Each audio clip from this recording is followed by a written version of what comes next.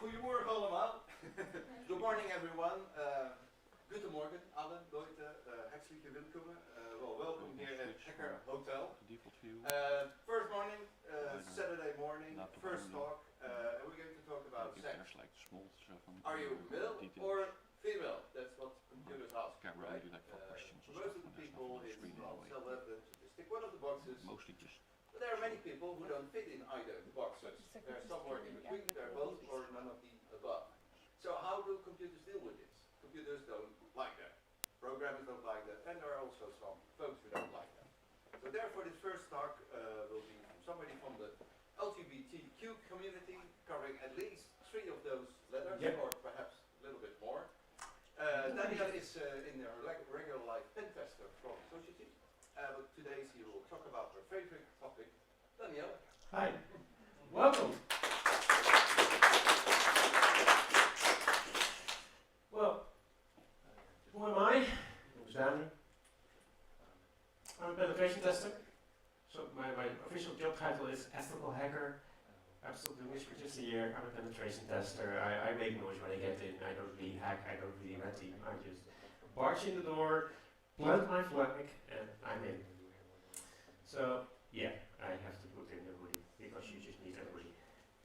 Also, my screen is not working, so I have to look at the screen with you. I am a member of WICA, the Women's Cybersecurity Community Amsterdam, a group of people who want to bring more women into cybersecurity. And I'm a crazy plant lady. These are my coffee plants, because I need coffee, I grow my own, I hope. And these are my trees. Sequoia-dendrons, so giant sequoias, and some oaks and beeches. And that's what I do at home.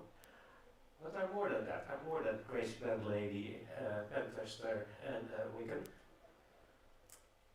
I'm also lesbian, one of the letters. I'm asexual, second letter. And I'm transgender. And this is the thing what made me do this talk.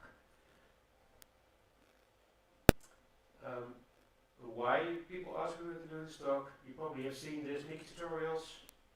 Netherlands' most famous, most successful YouTuber was blackmailed and forced to come out as trans because apparently she was a trans woman. I didn't know that. This was news for me. In Poland, we have LGBT-free zones. This is really nasty if you hear that there's zones in this country here where you don't exist. This was when I was in London last year. I was in London at that time, actually. And I saw the newspapers, the Metro newspaper, opening with an article of a lesbian couple who was beaten up, broken nose, bloody noses, blue, black eyes, because they refused to kiss in front of a couple of guys, because they wanted to show. And one of the reasons I do this is the suicide levels. Is the suicide levels in students. These are students that identify as queer, so gay, trans, lesbian, anything in that.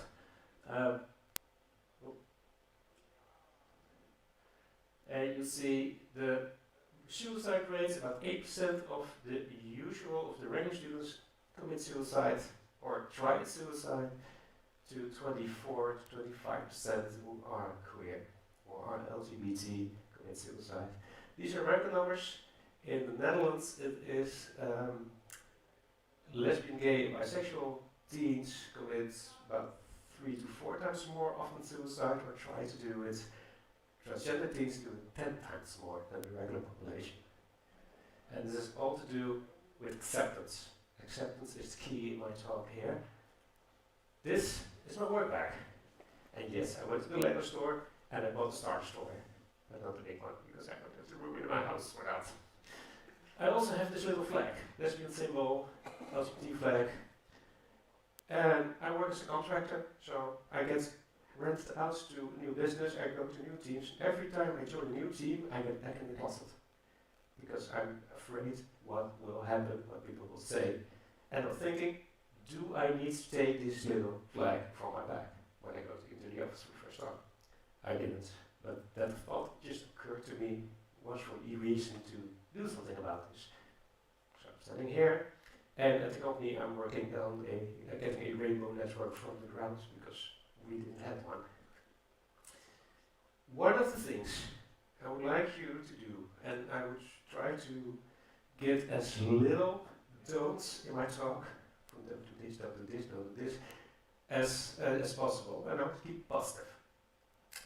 One of the things I would like you to ask to do and think about it, gay, calling out things gay or using gay as a cuss word is really terrible. It is something that normalizes being negative about being gay. And you can do this just by calling out gay or making jokes about men kissing being less manly. Things like that. It's really painful because if you want to come out of the closet, if you think, oh, I'm lesbian, I'm a gay person, I want to tell my colleagues about my boyfriend or my new girlfriend or my date or my husband or my wife. And they constantly make jokes about being gay, about demeaning jokes about being gay.